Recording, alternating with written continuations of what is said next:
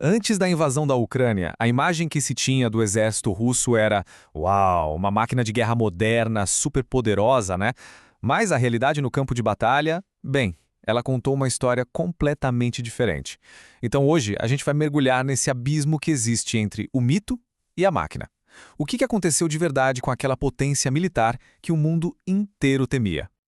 Olha que interessante. Antes de 2022, se alguém buscasse por falhas épicas do exército russo, o que apareceriam eram vídeos de comédia, sabe? Coisas engraçadas. Depois da invasão, essa mesma busca revela um catálogo sombrio de erros táticos e desastres estratégicos que deixaram todo mundo de queixo caído. A frase, de repente, deixou de ser piada. E aqui está o ponto central de toda essa história. A expectativa era de uma superpotência militar, moderna, quase imbatível. A realidade? Um catálogo de fracassos. É exatamente essa lacuna, essa diferença gigantesca entre a percepção e o que de fato aconteceu que a gente vai desvendar agora. Ok, para a gente entender esse fracasso, vamos analisar a anatomia dele. E vamos começar pelo plano para Kiev, uma operação que era para ser super audaciosa e que deveria ter acabado com a guerra em questão de dias. O plano inicial da Rússia dependia de uma única coisa: velocidade. O objetivo era um ataque relâmpago direto na capital, Kiev.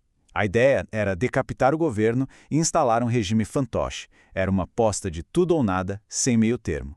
E a chave para esse plano todo era o aeroporto de Hostomel. A operação não era uma batalha convencional, não. Era o que se chama de um coup de main, um golpe de mão político de altíssimo risco.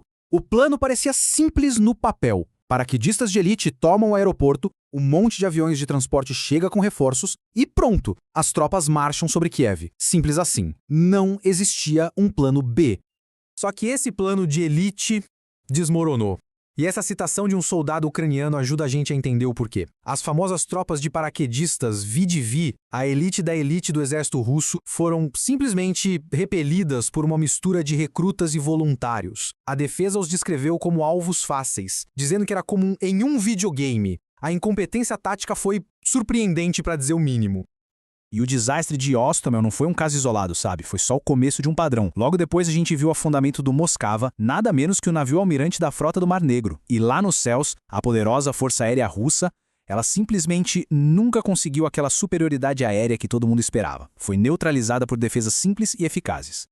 Todos esses erros no campo de batalha não são coincidência. Eles são, na verdade, sintomas de um problema muito, mas muito mais profundo. Uma base industrial militar que estava enferrujada. Uma máquina que era bem mais frágil do que a sua reputação sugeria.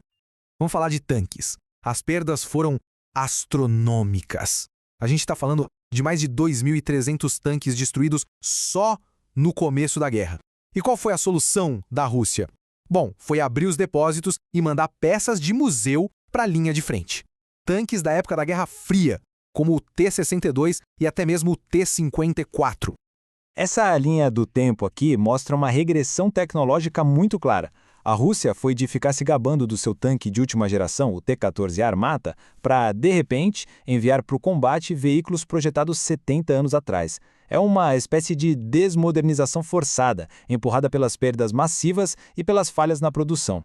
Mas por que a produção falhou?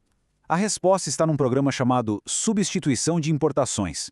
O plano, lá em 2014, era que a Rússia se tornasse autossuficiente, sabe? Produzindo em casa os componentes que antes comprava do Ocidente. Na prática, principalmente para a tecnologia mais complexa, isso foi um fracasso total. E isso nos leva a um paradoxo central da indústria militar russa. Olha só que coisa! Os seus sistemas de armas mais modernos, mais avançados, são ironicamente os que mais dependem de tecnologia ocidental. Quando as sanções chegaram, a produção de ponta simplesmente parou. Tantas perdas, tantos problemas de produção, isso levanta uma pergunta bem óbvia. Como é que a Rússia está conseguindo pagar por essa guerra? Vamos dar uma olhada agora no custo altíssimo do conflito, tanto em material quanto em dinheiro vivo. 5.100. É um número impressionante, né? Pois é. Segundo o Instituto Internacional de Estudos Estratégicos, esse foi o número de tanques e veículos blindados que a Rússia perdeu só em 2024. Para a gente ter uma ideia do que isso significa, esse número é maior do que o inventário total de muitos exércitos europeus. Quer dizer, a taxa de perdas, o atrito, está só acelerando. E o custo financeiro?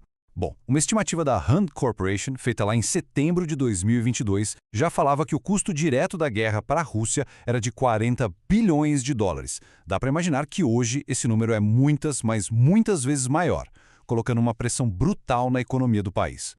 O que nos leva à grande questão. Com perdas tão gigantescas de equipamento e um custo financeiro absurdo, como é que a Rússia consegue continuar lutando? A resposta para isso está em uma única palavra: adaptação. A Rússia se adaptou, não tem como negar. Taticamente, ela trocou aqueles ataques mecanizados complexos por ondas de infantaria. Na logística, continua esvaziando seus estoques imensos da era soviética.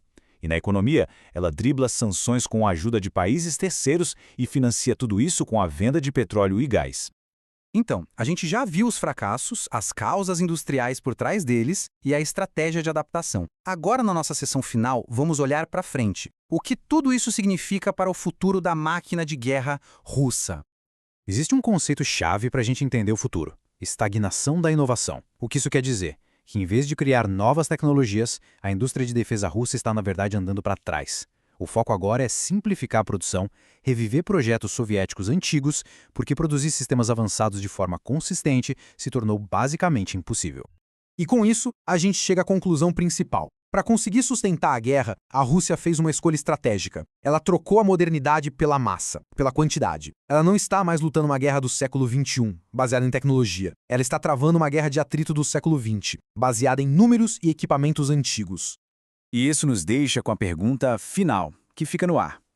Essa estratégia de priorizar a quantidade em vez da qualidade, de fato manteve a Rússia na luta.